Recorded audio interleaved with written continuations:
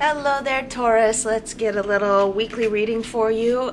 You might see in my thread that I experimented with some. Whoops! Already got something coming up. That I experimented with some live streaming for Aquarius and Pisces readings for this week, and found out that my microphone simply won't do, and I need to go and get myself another one. So hopefully next week for our weekly readings, I will be able to do just a straight up live stream. It's going to be way easier for me. Yeah, Sunday afternoon live stream. That sounds like a wonderful way to spend my time.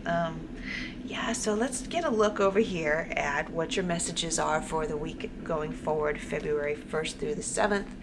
We've got the Knight of Cups, which is emotional messages. It being in the upright, it's got to be something positive. But then there's also the Page of Swords, which is and it's in reverse. It's an archetypal personality that tends to come in strong with some sharp words. You know what? I feel like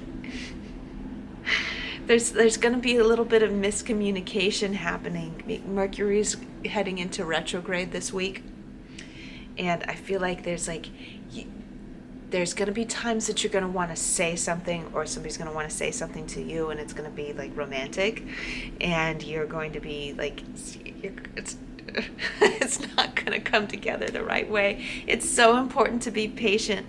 Let's go ahead and clarify these messages. By the way, for any of you who are listening right now, I'm Michele B, and I do prefer to make my messages for the feminine, because I am one, and so I speak for the ladies. But also, if you're masculine and you or consider yourself masculine leaning, and you resonate with these messages, of course you're completely welcome to be here, and I love your feedback.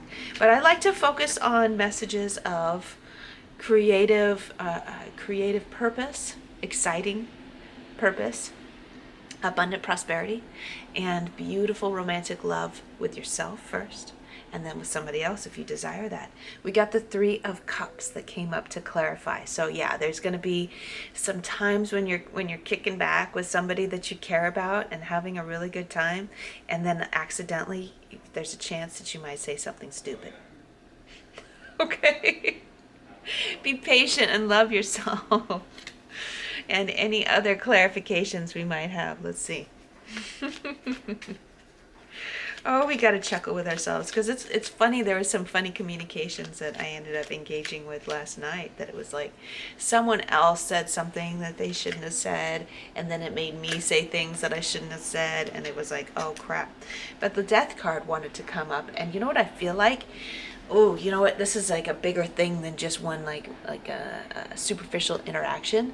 That there's something a little bit deeper that's like bothersome to you, and that's where that communication issue lies. That this deeper transition that you're going through regarding the heart space, and how someone else's behavior triggers the way you think you're seen by all like greater society. So one person says something, and they're not really intending anything negatively by it, but it's making you say, well, that's how everybody sees me, and that really messes with me, and I'm like really frustrated about it. And what's really important for us to do is to, sit back before we lash out at that one person. It's really important for us to get to like sit back and say, okay, so this thing bothered me. So that means something not about them. That's something about me. Something inside me that's getting triggered by the thing that they've said, the thing that they've done. And look at the big picture in your whole story and say, so what is it? Like, where was the heartbreak? Where did the heartbreak happen that made me feel so lit up whenever this happens, whenever this thing happens? And I feel like it's very much something that's like how people outside of you see you. That's where this trouble lies, where you think other people see, how you think other people see you.